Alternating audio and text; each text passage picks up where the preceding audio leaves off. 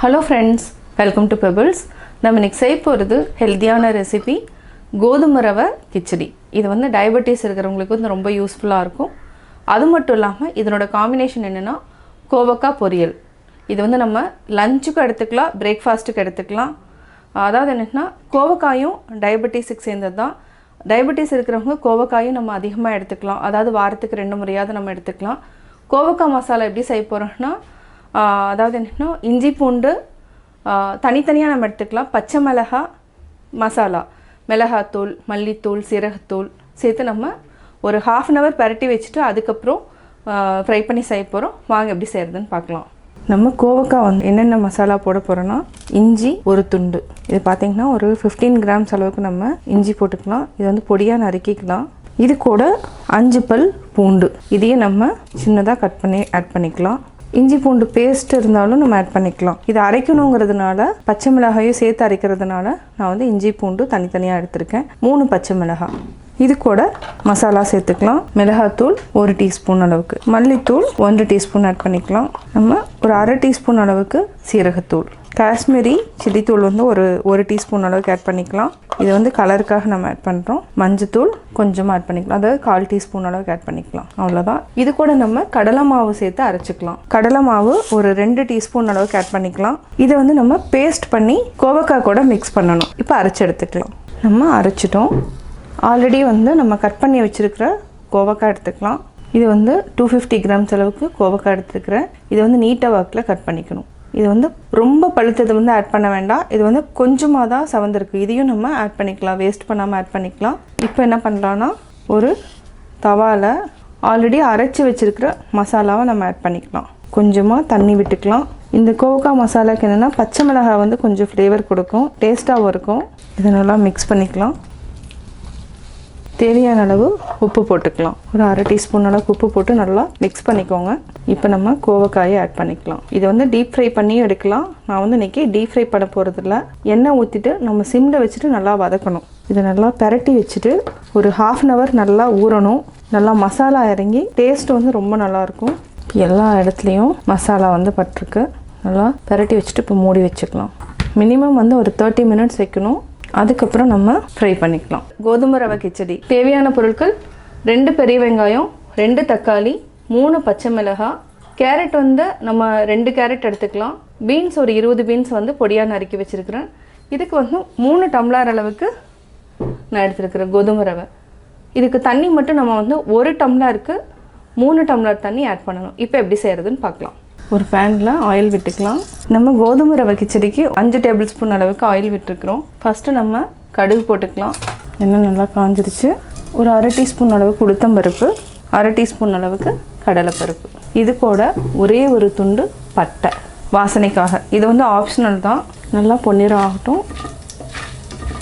பொன்னிறம் ஆயிடுச்சு. இப்போ வந்து நம்ம வெங்காயம் 2 வெங்காயம், கருவேப்பிலை, 3 பச்சை மிளகாய் சிம்மில் வச்சுட்டு நல்லா வதக்கிக்கலாம். இஞ்சி பூண்டு பேஸ்ட் வந்து நம்ம ஒரு 1/2 டீஸ்பூன் அளவுக்கு ஆட் பண்ணிக்கலாம். பச்சை வாசனை போனதுக்கப்புறம் நம்ம தக்காளி ஆட் பண்ணிக்கலாம். பச்சை வாசனை போயிடுச்சு. இப்போ நம்ம தக்காளி ஆட் பண்ணிக்கலாம். இது ஒரு 30 செகண்ட் நல்லா வதக்கிக்கலாம். கொஞ்சமாக உப்பு போட்டுக்கலாம்.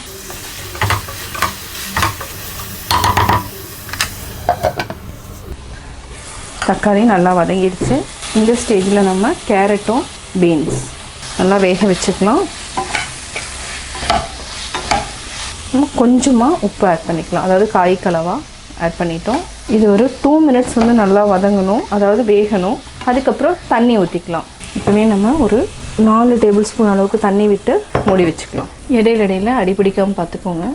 ஒரு பேனில் எண்ணெய் விட்டுக்கலாம். 3 டேபிள் ஸ்பூன் அளவுக்கு நம்ம எண்ணெய் விட்டுட்டோம். ஒரு 1/2 டீஸ்பூன் அளவுக்கு சீரகம் போட்டுக்கலாம். ஒரே ஒரு பெரிய வெங்காயம்.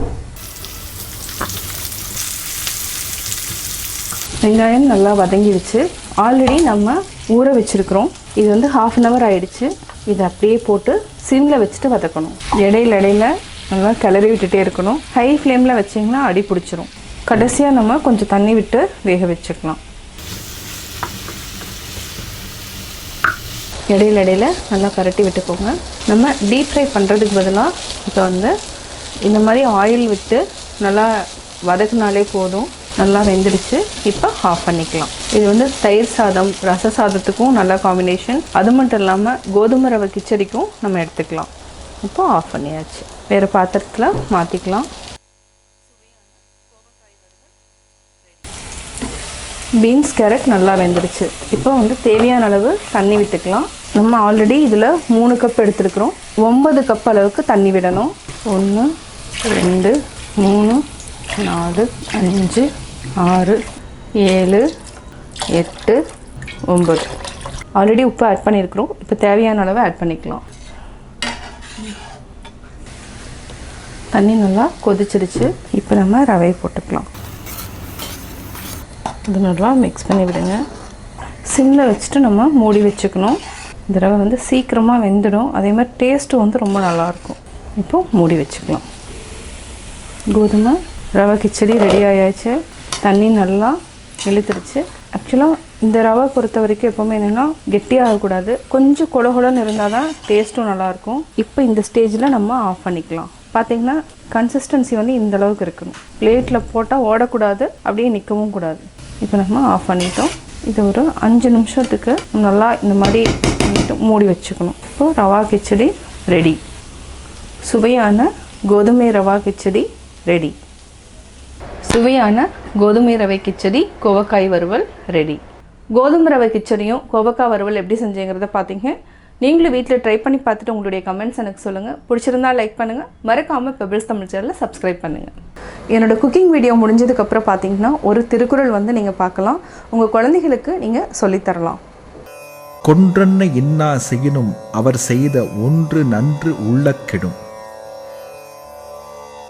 உதவி செய்த ஒருவர் பின்னர் நம்மை கொல்லும் அளவிற்கு தீங்கு செய்தாலும் அவர் முன்பு செய்த உதவியினை நினைத்து பார்த்தால் அவர் செய்யும் துன்பம் மறைந்து போகும்.